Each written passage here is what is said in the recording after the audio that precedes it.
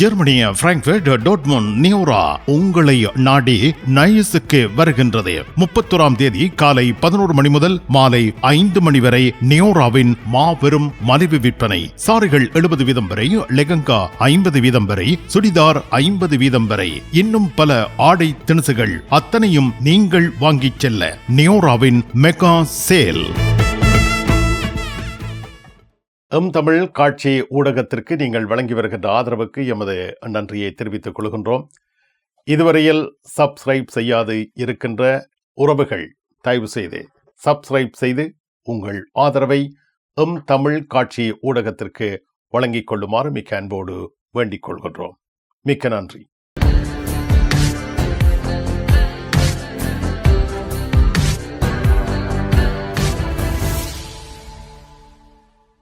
Germany செய்திகள்.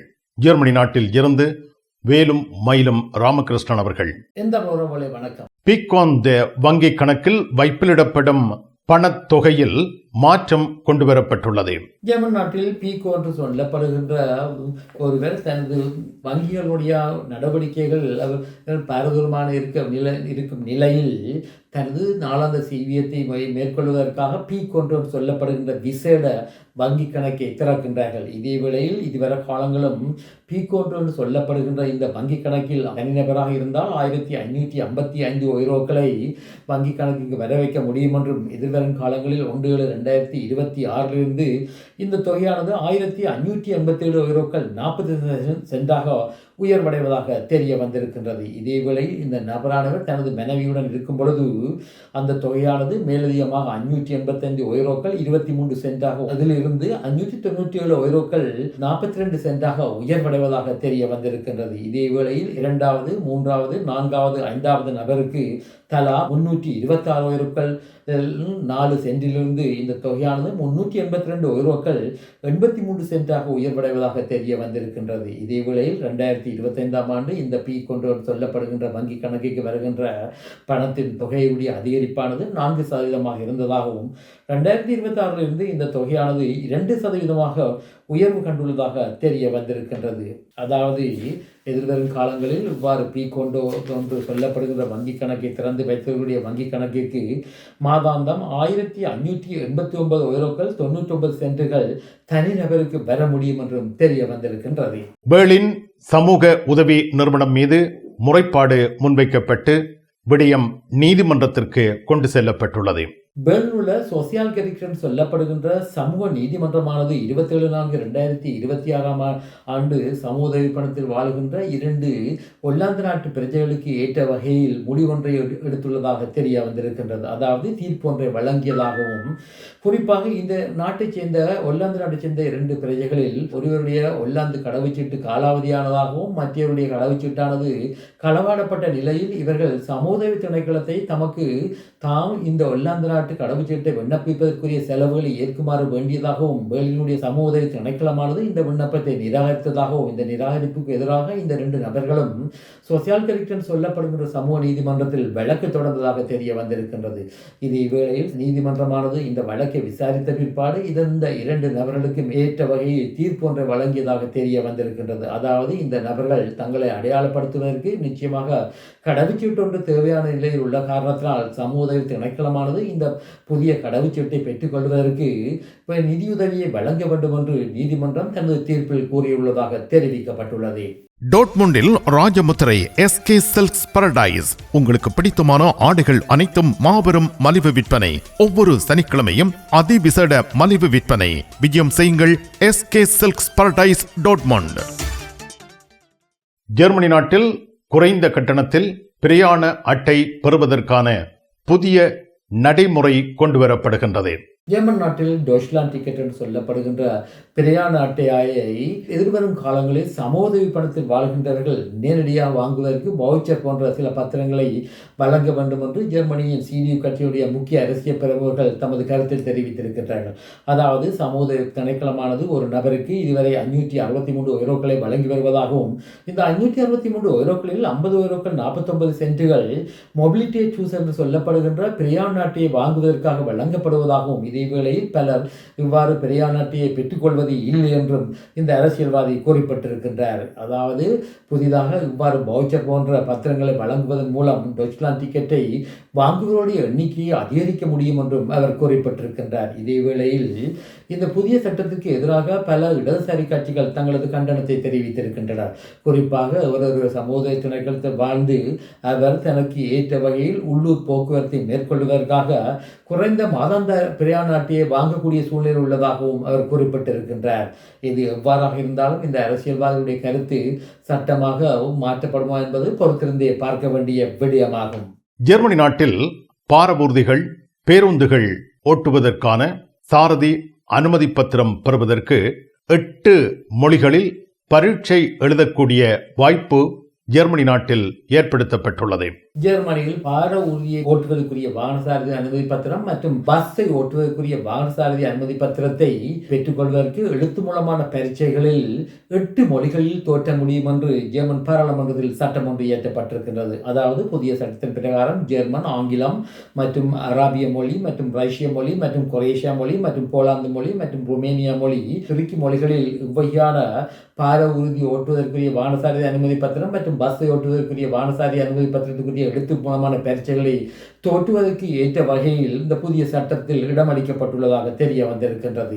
இதேவேளையில் 3வது நாட்டைச் சேர்ந்த ஒரு பெரியானவர் ஐரோப்பிய ஒன்றிய நாட்டில் வாழும் பொழுது அவர் தனது 3வது நாட்டில் பெற்றுக்கொண்ட வாகனசாரதி அனுமதி பத்திரத்தை ஐரோப்பிய ஒன்றிய நாட்டினுடைய இந்த நாட்டில் அவர் வசிக்கின்றாரோ அந்த நாட்டுக்குரிய வாகனசாரதி அனுமதி பத்திரமாக மாற்றிக்கொண்டால் இந்த வாகனசாரதி அனுமதி பத்திரத்தை இந்த நபரானவர் ஜெர்மன் நாட்டுக்கு வரும் பொழுது இவர் 6 மாதங்களுக்கு மட்டுமே ஓடக்கூடியதாக உள்ளதாகவும், இதேவேளையில் எதிர்வரும் காலங்களில் இவ்வகையாக ஐரோப்பிய ஒன்றிய நாடொன்றில் தனது சொந்த நாட்டினுடைய வாகனசாரதி அனுமதி பத்திரத்தை மாற்றிக்கொண்ட நபர் ஜெர்மன் வாகனசாரதி அனுமதி பத்திரமாக மாற்றிக்கொள்ள முடியும் என்ற சொற்பதமும் இந்த புதிய சட்டத்தில் இடம்பெற்றுள்ளதாக தெரிய வந்திருக்கின்றது. எது எவ்வாறாக இருந்தாலும் இந்த செய்தியை வெளியிட்டுள்ள பத்திரிகையில் இந்த சட்டமானது சாதாரணமாக காரை ஓட்டுவதற்குரிய வாகனசாரதி அனுமதி பத்திரத்திற்கா அன்றில் பார ஊர்தியை ஓட்டுவதற்காக உரிய வாகனசாரதி அனுமதி பத்திரமா இவ்வாறு ஐரோப்பிய ஒன்றிய நாடொன்றில் பெற்றுக்கொண்டு ஜெர்மன் நாட்டில் ஜெர்மன் வாகனசாரதி அனுமதி பத்திரமாக மாற்றிக்கொள்ள முடியுமா என்பது பற்றி தெளிவாக குறிப்பிடவில்லை என்பதும் குறிப்பிடத்தக்கதாகும்.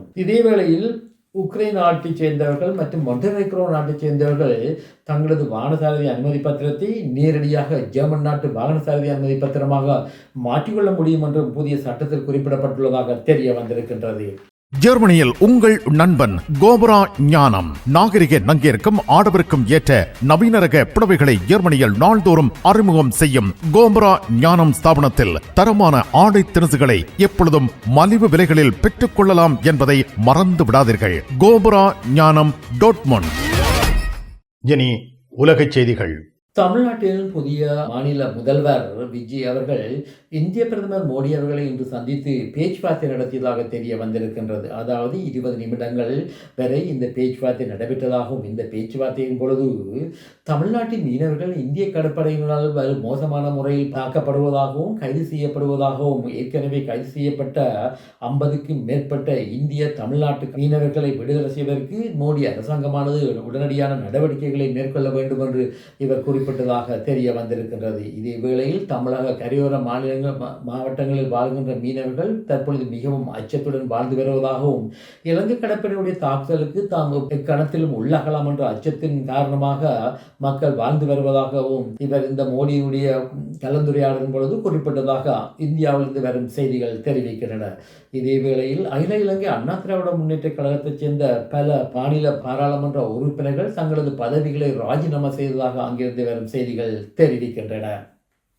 அமெரிக்காவில் வருகின்ற நவம்பர் மாதம் செனட் சபைக்கான தேர்தலில் நடைபெறவுள்ள நிலையில் அமெரிக்க அதிபர் டொனால்ட் ட்ரம்ப் அவர்கள் சவுத் கரோலினா மற்றும் அலபாமா போன்ற மாநிலங்களில் தேர்தல் நடைமுறைகளை மாற்றுவதற்கு மேற்கொண்ட முயற்சியானது தோல்வியில் முடிவடைந்துள்ளதாக தெரிவிக்கப்பட்டிருக்கின்றது. குறிப்பாக சவுத் கரோலினாவில் உள்ள தேர்தல் தொகுதிகளில் மாற்றங்களை கொண்டு வருவதற்கு அமெரிக்க அதிபர் டொனால்ட் ட்ரம்ப் அவர்கள் முயற்சி செய்ததாகவும், இதே வேளையில் அந்த மாநிலத்தில் உள்ள ஜனநாயக கட்சி உறுப்பினர்கள் மற்றும் ரெப்பப்ளிக்கன் குடியரசுக் கட்சியைச் சேர்ந்தவர்கள் இந்த புதிய உத்தேச திட்டத்திற்கு தமது எதிர்ப்பு தெரிவித்த காரணத்தினால் இது பாரிய ஒரு அடியாக அமெரிக்க ஜனாதிபதி டொனால்ட் ட்ரம்புக்கு விழுந்துள்ளதாக தெரிவிக்கப்பட்டிருக்கின்றது. இதே போன்றே அலபாமாவிலும் தேர்தல் தொகுதிகளையும் குடியரசுக் கட்சியினர் வெற்றி வாய்ப்பு கொள்ளக்கூடிய வகையில் இந்த தேர்தல் தொகுதிகளை மாற்றி அமைப்பதற்கு டொனால்ட் ட்ரம்ப் முயற்சி செய்ததாகவும் இந்த முயற்சியும் தோல்வி கண்டுள்ளதாக தெரிவிக்கப்பட்டுள்ளது.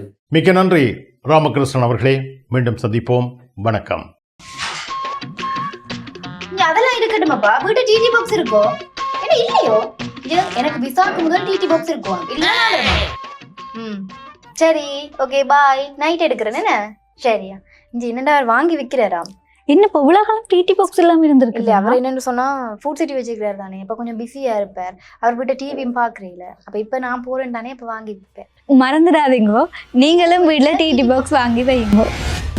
தமிழ் தொலைக்காட்சிகளின் நிகழ்ச்சிகளை தங்கள் இல்லங்களுக்கு எடுத்து வருவதில் முன்னணி வகிப்பது டிடி பாக்ஸ். நீங்கள் விரும்பும் தொலைக்காட்சி நிகழ்ச்சிகளை இலகுவாக பார்த்து மகிழ டிடி பாக்ஸ். விவரங்களுக்கு 0049 1630 00 78 00.